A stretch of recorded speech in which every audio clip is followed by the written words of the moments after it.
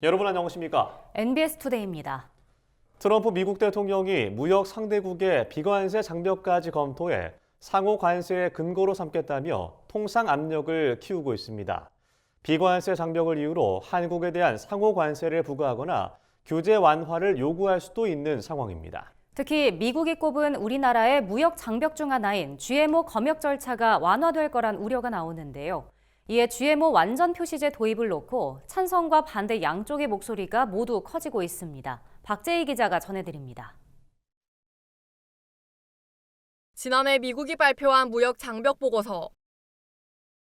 보고서에선 유전자 변형 농산물에 대한 한국의 승인 절차가 복잡하다며 GMO에 대한 한국의 검역 절차를 비과세 장벽으로 꼽았습니다. 트럼프 미국 대통령은 모든 무역 상대국을 대상으로 상호 관세 방침을 밝힌 가운데 관세는 물론 비관세 장벽까지 관세율로 계산해 상호 관세의 근거로 삼겠다고 예고했습니다. 이에 따라 미국과 FTA를 체결한 우리나라도 상호 관세의 대상이 될 가능성이 커졌습니다. 비과세 장벽을 이유로 한국에 대한 상호 관세를 부과하거나 규제 완화를 요구할 수 있는 상황인 겁니다. 이에 국내에선 GMO 완전 표시제를 도입해야 한다는 주장이 다시 고개를 들고 있습니다. 지금 한미 FTA 도입되어 있잖아요. 그런 상황에서 이런 얘기하는 거는 좀 적합하지 않다. 국민들이 거의 10년 넘게 동일한 메시지를 내고 있어요. 그러니까 이제 원료에 GMO를 사용했다라면 최종 제품의 DNA 단백질 유무를 떠나서 표시를 해야 된다. 이 내용이 좀 그대로 반영되면 좋을 것 같아요. 현행법상 GMO 표시가 의무화돼 있지만 제조, 가공 이후 유전자 변형 DNA나 단백질 등이 남아있지 않으면 표시하지 않아도 돼 반쪽짜리 법안이라는 지적이 제기되어 왔습니다. 이에 최근 유전자 변형 DNA 또는 단백질의 잔류 여부와 관계없이 GMO 표시를 하도록 하는 내용을 담은 관련 법률 개정안이 발의됐습니다.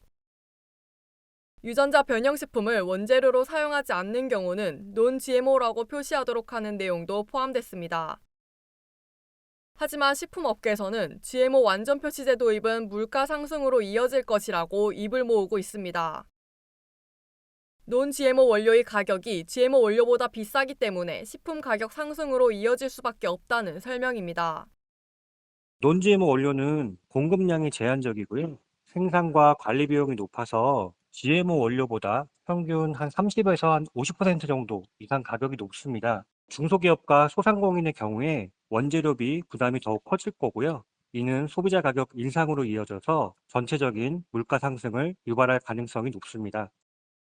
국내 소비자들의 GMO에 대한 부정적 인식이 지속되고 있어 업체들은 논-GMO 원료 사용을 강요받게 된다는 겁니다. 이에 식품관련학과 한 교수는 정책 도입에 앞서 GMO에 대한 소비자들의 인식 개선이 우선돼야 한다고 제언했습니다. 소비자들은 GMO 하면 먹으면 안 되는 것, 나쁜 거 지금 이렇게 생각하는 상황이란 말입니다. 우리나라에서는요.